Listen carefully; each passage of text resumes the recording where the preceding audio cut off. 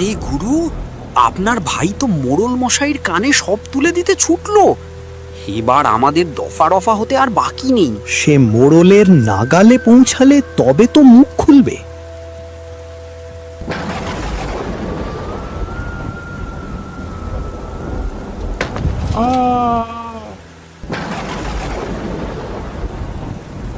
শোন, লাশটা কবরস্থানে এমনভাবে পুঁতে ফেলবি যেন কাকপক্ষীও টের না পায়। কাল সকালে সারা গ্রাম জানবে রবিন চুরি করে গ্রাম থেকে পালিয়েছে। ব্যাস, সাপও মরলো, লাঠিও ভাঙলো না। এখন আমি চলি, কাজটা সেরে আমার সাথে দেখা করিস। তোর পারিশ্রমিকটা পাওনা রইল।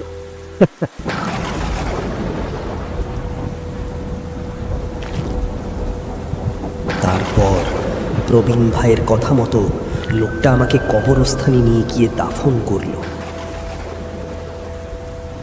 সবকিছু সেদিনই শেষ হয়ে যাওয়ার কথা ছিল, কিন্তু সেদিনের পর থেকে আজও আমার আত্মা মুক্তি পায়নি। অন্ধকারের গভীরে কোথাও যেন আটকে আছি আমি। রবিনের কথা শুনে করিম চাচার দু চোখ জলে ভরে গেল।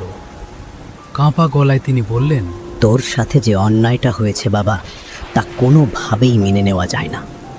এই অন্যায়ের বিচার আর দেরি নয়, কালই হবে। আমি কথা দিচ্ছি, সত্যিটা আমি সবার সামনে তুলে ধরব। প্রবীণের এই পাপ আর এক মুহূর্তও চাপা থাকবে না। সে তার প্রাপ্য শাস্তি নিশ্চয়ই পাবে। ধন্যবাদ চাচা, এবার আমার আত্মা মুক্তি পাবে।